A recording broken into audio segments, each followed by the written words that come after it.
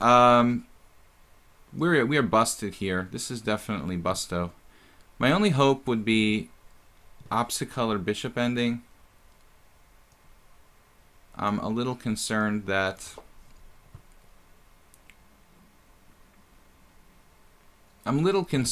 this this position is totally lost for me. It was a miscalculation. I thought that I could play bishop takes c5 and like my dark squared bishop was still on the board or something. A little tired. We're almost at the end of the stream. I shouldn't have played Carl August. He's obviously very strong. Not in that condition. I had to be fresh to play this guy. So bishop f6 here. He's been very hesitant though. I mean, since we started to play in the ending here, it seems like he's like super hesitant. It should be like easily winning for black, this position. G3. I'm beginning to think I have real chances to hold this. Though now, having said that,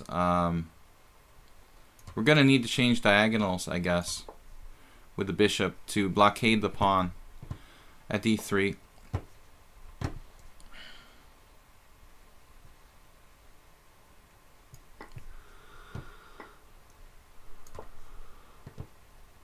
The pure opposite color bishop ending might be a draw. Looks like he can try queen a5. Queen a5, queen b4 probably holds for me though. Wow. So this is totally bizarre. Wonder if Carl could be like a really weak computer. b4 is interesting. I don't need to do anything here. This is a draw. I mean, I'm sure this is a draw now.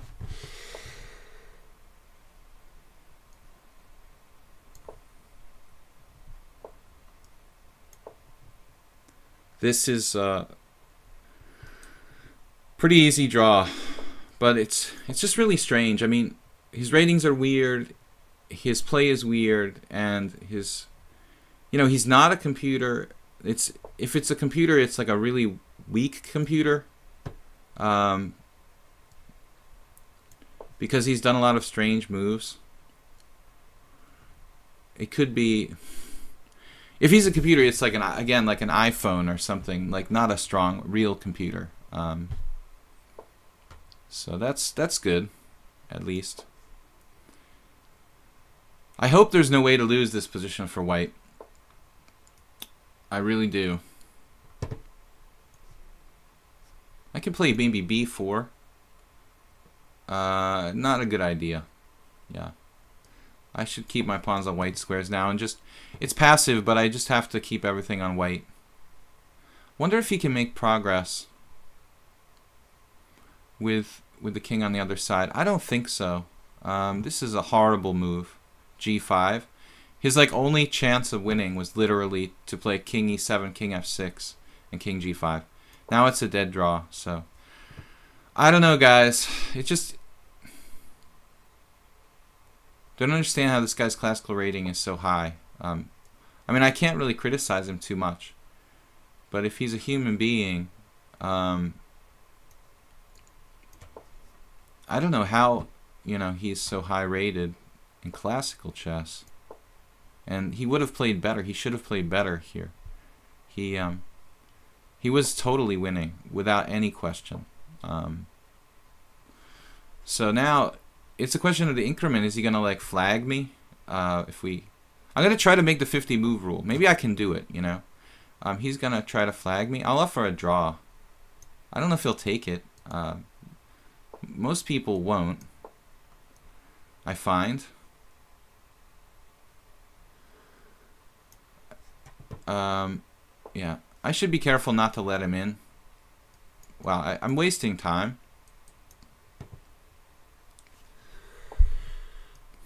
Now it's like a pawn move.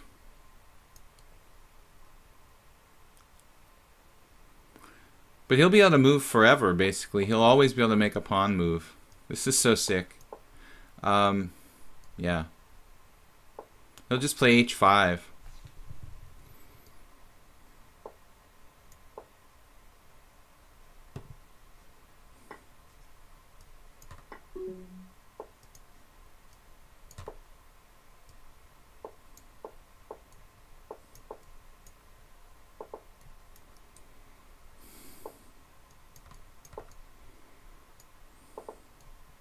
I like people like this. Now I understand why his rating is 2300. He actually gave me a draw. Wow. Alright guys, let's play one more game. That was just too weird and lame. Let's try to play one more game. I can't finish on that game. We have a challenge here. Ghost Mind. Alright, it's kind of a longer blitz game. Let's try. I can't finish, but I appreciate that guy gave me a draw because most people were going to flag me.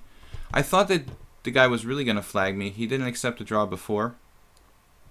So at the last minute, he gave me a pardon. Alright, let's take our time. We got 10 minutes.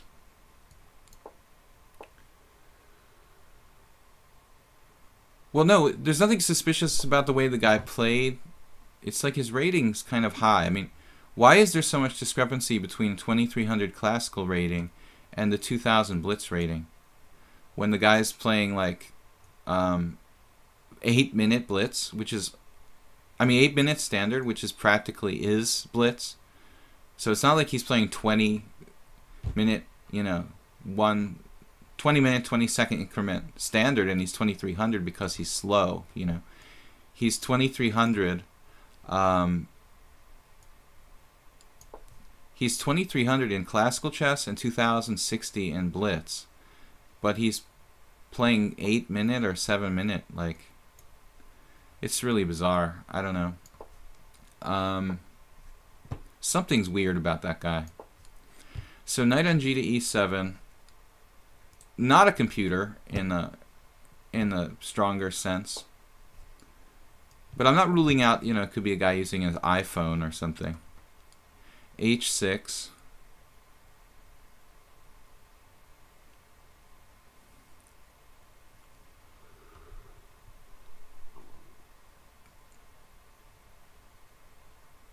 I think in all the games we've had one guy who we've convicted of cheating with a computer. And we played a lot, like 80 games in the last week or something. No, the guy was very sportsmanlike at the end, but I didn't understand like why he didn't accept a draw before that. Whatever, I mean, usually you're either going to flag me or you're going to accept a draw right away. But he like was teasing me. He waited till I was down to 3 seconds and then accepted a draw. Maybe it was just a draw by repetition. I guess he didn't accept. I had offered a draw like right at that moment, and I wasn't sure. You know, I guess it was a threefold repetition, but. Here, Ghost Mind is giving me too much. I can play d5. I should play d5. Having said that, d5. Well, you know, white needs to... I don't have to do d5. I can also do f5.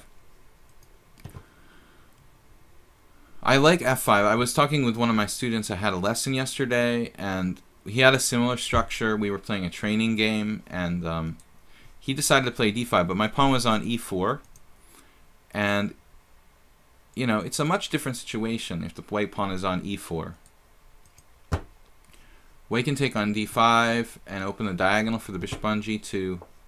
I said, look, just play f5 and expand on the king side, and don't give white any play. But here white is playing this bizarre looking hippopotamus. Hippopotamus without a queenside fianchetto, and the move a4 is pretty weird. So now it's a full hippopotamus with the knight on f3. The proper hippopotamus is like knight on e2, knight on d2, but we'll still classify it technically as a hippo. Rook d8, I don't know. Again, I should probably play f5 there. So knight h4 is not good. He's sort of tempting me. I can do everything here. G5, F5. Let's play F5. F5 gives him F4. Let's do G5. I don't want to give him F4. His knight is badly placed. Badly placed on F3. It's like knight G6, and if I play knight G6, I'm threatening G4. His knight has no squares. He'll have to play king H1 and maybe knight G1 or something. The lag compensation is good, but could be better. Yeah, it's very important to get that lag compensation. Now H4, that's a pretty heads-up move. Bishop F6, though. I think keeping the tension is much stronger for me. If I play G4, it's very hard for me to open the game.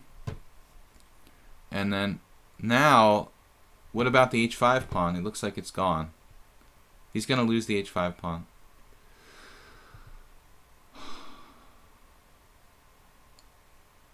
Yeah, I mean, I could play bishop F7. I don't know which is better. Just G4 right away. G4 right away lets him go to H4, but then he's probably losing his whole king side.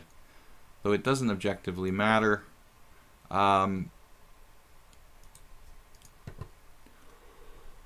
He's going to lose this pawn. And I have a couple ways to try to do it. I mean, G4 or bishop F7.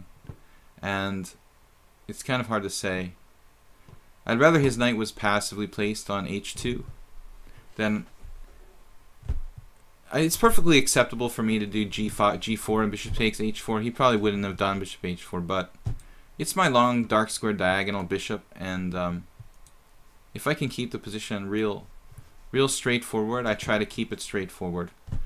In a situation like this where I'm just picking off a clear pawn, again, I don't see any reason to create any complications. So, you guys, I moved to Hungary for the thermal baths. Somebody was asking about that yesterday. So A takes B, A takes B.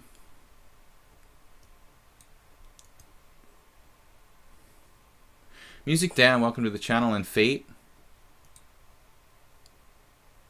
It said I made moves to take 0.0. Yeah, they're pre-moves. I think someone explained that. Here he's setting himself up for some sort of nasty stuff on the A file. He could play Queen A1, but then I have... Yeah, actually it's not so great. If I play Rook A1... I should just trade queens here, I suppose. E4. And he has to move his knight and trade queens, and black's just winning. His knight goes to H2, trade queens, Rook A8, double on the A file, shake hands, game over. No, Rook A8 will win right away, so this is just, it's over. See, this is, you can't like give the other guy the entire center. I mean, this is just no good. The hippo is fine, you know, and it's a practical opening, just like Alekhine's defense, where you're trying to, you know, it works well against aggressive players who tend to overextend themselves. Reckless players, aggressive players, players who don't really understand the principle of like weak squares. These kind of hyper-modern openings make a lot of sense. But when your player reaches a certain level and they're very responsible and very strong positionally, I think these hyper-modern openings start to really become questionable. You know, in terms of how effective they are. You know, it's like, don't play the Alekhine against.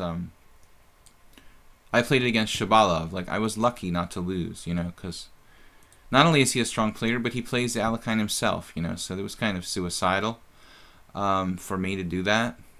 Luckily, I didn't lose. So the hippopotamus, this double fianchetto with knights on e2, and it's like a kind of like thing that a lot of people do with both colors. And I'm a big fan of the hippo. I played a lot of hippos because I played the English defense, and the hippo is kind of, I played it against Onishuk and in US Open and beat him once years ago with black. But most of the time you just end up finding it hard to, you know, get counterplay. However, the openings can be